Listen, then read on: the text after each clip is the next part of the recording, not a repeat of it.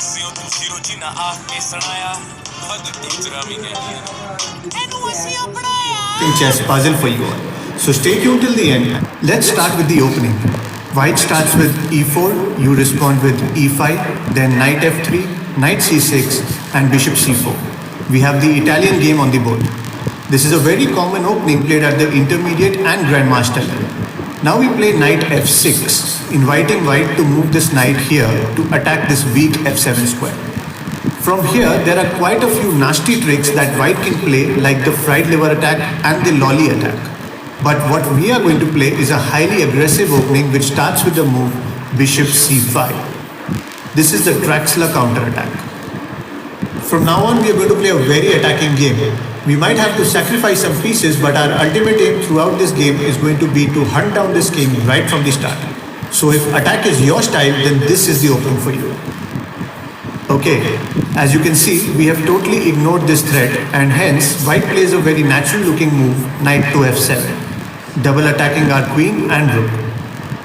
Some of you might say that bishop f7 also looks good, but since there is nothing much white can do after that, therefore in majority of the games white plays knight f7. Okay, it's time to launch your attack now. Let's start with the deadly move bishop f2 check. This is Astana. From here, white has three options. The most obvious one would be king takes bishop. I'm going to show you all the tricks and traps that exist in this line. If you want me to cover all the tricks and ideas for the other two moves, then let me know in this poll above. If you answer yes, I will make a video on that as well. Okay, now after sacrificing our bishop, we bring our knight into the game. It's another check to white. From here, the white king has 6 possible moves and we will cover each of them. It's very important that you watch this video till the end because the attacking ideas you will learn from it will take your game to the next level. See, there are thousands of variations that can be played from here. I obviously cannot cover all of them in one video. And you also don't need to memorize any moves. If you understand the overall logic and idea behind each variation, then you can easily smash your opponent. Now let me just quickly show you the attacking options that black has in this position. This knight is always going to be crucial in the center. Your queen can also come out anytime and threaten this white king. Your other knight is also just one move away from jumping into the center. Your bishop can also attack like this after you push this pawn forward. And you can castle any time to attack this open file with your rook. So all in all, you can be very creative with the way you play this. Okay, let's analyze each move one by one now. We will go a little fast from here, so please pay attention. In this position, if white plays king to e1, then he's gone. Let me show you how. It's queen h4 check. If king goes to f1, then queen f2 is mate. If king goes to e2, then after the following move sequence, all moves are forced, and again white is checkmate in 3 moves. So the only logical reply in this position seems pawn to g3. But after knight takes pawn, if white tries to take our rook, we move our knight back and we can make the white king in the same way as I showed you earlier. If white decides to capture our knight instead, then we capture this rook. It's check. He can't move his king, otherwise he will lose his queen like this. He has to block with his bishop. After that we simply castle, attacking this open line with our rook. Queen to e2 seems the only logical reply by white. We attack this queen with our knight. Queen is forced to offer an exchange. At this point, we exchange queens and then simply give a check to grab this rook. And as you can see, this is totally winning for black. Okay, going back, let's look at what happens if king moves to e2 from here. This time we bring our other knight into the game. It's a check. If king d1, then it's the same attack as we discussed earlier. If king d3, then knight f2 is a triple attack and you can easily win it from here. If king moves to f1, then queen f6 check. Moving the king will result in a mate, so he blocks the check and his queen is gone. In this position, if he plays king to e3, then you will bring out your queen and continue attacking this king until he is checked.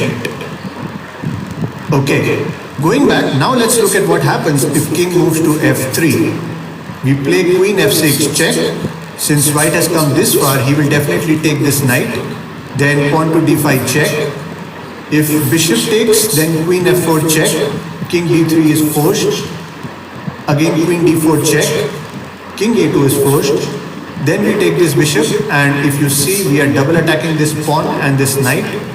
If white tries to be greedy and takes this rook, then we play this stunning move, bishop g4 check, and this sweetie is gone. In this position, if white takes pawn, then it's a mate in two moves. First knight b4 check, and if king goes to e4, then queen f4 is checkmate. And if king goes to c5, then queen b6 is a checkmate. Going back, now let's look at what you can do if white plays king to f1. We bring out our queen, threatening a mate on the next move.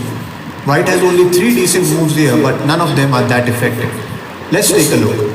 If queen f3, then knight d4 is attacking the queen. White has only 2 logical replies, either queen e3 or pawn g3. Anything else he plays will be game over for him. If queen e3, then you can simply fork the queen and rook and later attack the king with your rook and knight. If pawn g3, then queen h3 check. White has no option apart from queen g2. Then queen f5 check. Now no matter what move white plays, black is always in a commanding position and you can easily win it from here. Going back, in this position, if white plays queen e2, then we can simply bring our rook into the game and then start attacking with the highlighted moves. Going back, in this position, if you place queen e1, then you can bring your knight to g3 and give check. Remember this, in most of these lines, knight g3 is going to be a very good move. Now if queen takes, then you can simply regain your lost pieces like this and you are in a solid position. Going back, if he shifts his king to g1, then queen d4 check, and after the queen exchange, we can snap up this rook and again end up with a significant advantage. Okay, going back, now let's look at what happens if king moves to e3. Again, we move our queen to h4, protecting this knight. If knight takes rook, then queen f4 check, and it should be checkmate in a few moves from here. Going back, in this position, if you place something like rook f1 or queen f1, then you can bring more attacking pieces into the game by playing rook f8 or pawn d5, freeing up this diagonal for your bishop. The key will always be to attack with as many pieces as possible. Okay, now let's look at the 6th and final move, and that is king to g1.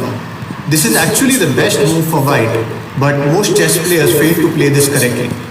We need to save our queen first, so we play queen to h4. Now white needs to prevent this checkmate threat, so he plays something like queen e2 or queen f3. The ideas are going to be the same like we discussed earlier. If you place queen f1, then again you can attack with your rook by bringing it to f8, and white is in trouble. Another option he has in this position is pawn g3, which is actually the best move for white. As always, you will capture this pawn with your knight. If pawn takes knight, then queen g3 check. White has the only move, that is king f1. And then again we attack with our rook on f8. As you can see, we have so many attacking options from here. And plus this king is out in the open, so you can easily win it from here. As you saw throughout this game, white never got the time to develop any of these 3 queenside pieces. And that's the beauty of this attack. That's the reason why black is always dominating the game. Okay, so it's puzzle time. But before moving on to today's chess puzzle, I request you to show your support and like this video. We are targeting 3000 likes on this video, so come on guys, hit that thumbs up button right now. Okay, so here's the puzzle. In this position, it's your turn and you need to find the best move continuation for white. If you're able to find the solution to this puzzle, then share it in the comments below. Whoever gives the correct answer with the perfect explanation, I'll be pinning that comment at the top so that everyone can see it. All the best guys, let's see how many of you can solve this. Well, don't forget to subscribe, and for some cool chess tricks, you can check out the other videos on our channel. That's it guys, thanks for watching and I shall see you in my next video.